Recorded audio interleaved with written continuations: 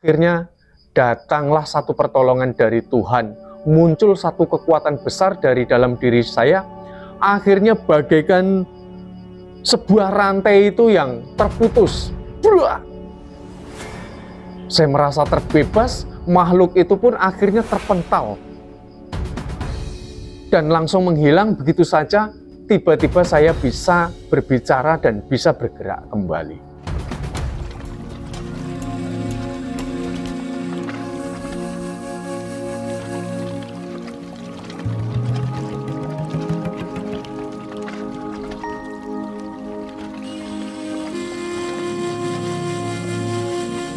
Ilmu kanuragan bisa nggak dibangkitkan secara diri sendiri ya, kita bangkitkan secara sendiri atau memerlukan guru khusus?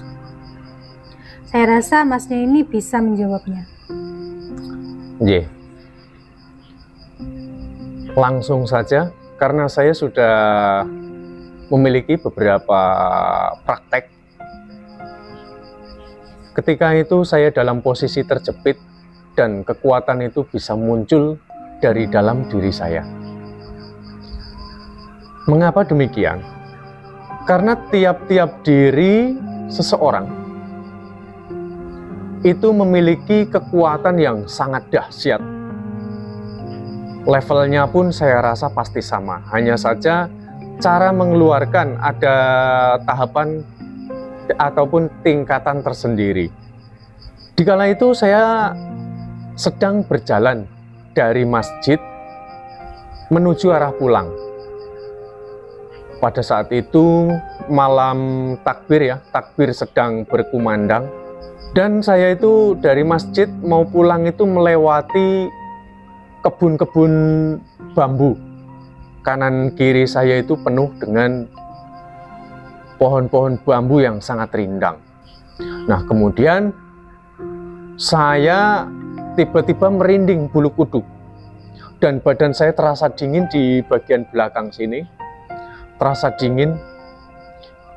Ketika saya melintasi pohon-pohon bambu yang rindang itu, tiba-tiba digoyang-goyang pohon bambunya. Langsung saja seketika waktu itu saya terkejut. Saya ingin memastikan, saya pikirkan mungkin binatang malam seperti kelelawar gitu.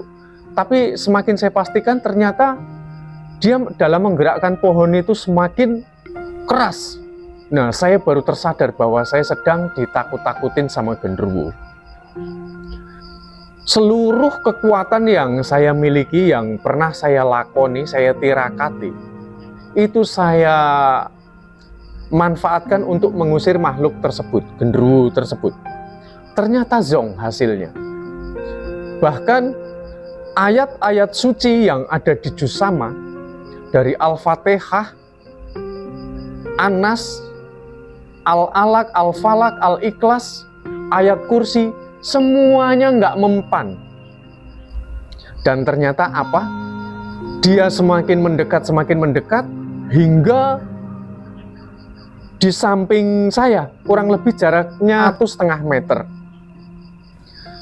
Kakinya terlebih dahulu dia turun dengan wujud yang sangat nyata.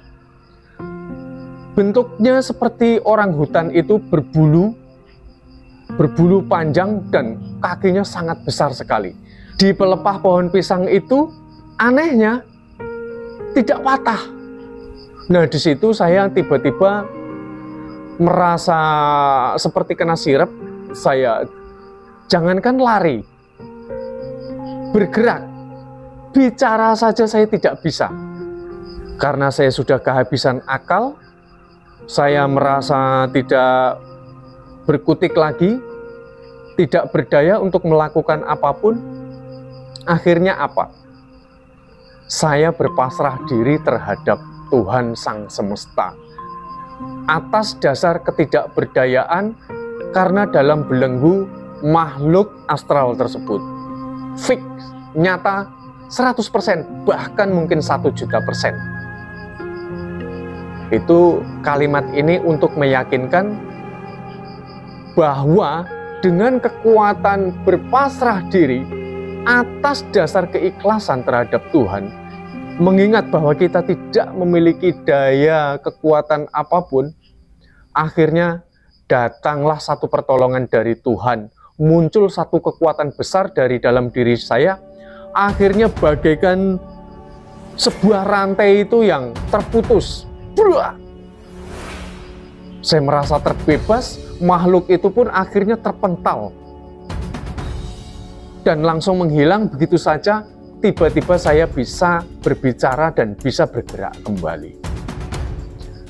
Tidak hanya itu, bisa melalui riset.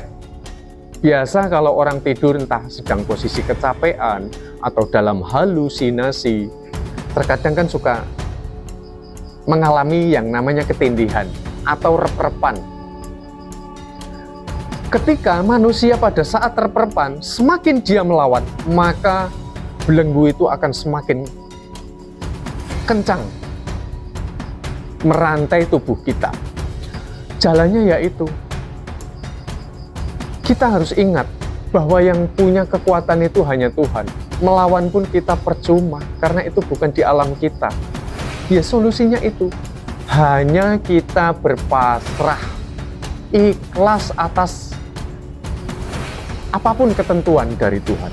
Maka rep-repan itu atau belenggu dari makhluk itu akan terhempas dengan sendirinya. Bahkan kekuatan pasrah dan ikhlas ini dapat dimanfaatkan terhadap manusia atau mungkin binatang buas. Pada saat posisi kita terjepit, prinsipnya itu saja.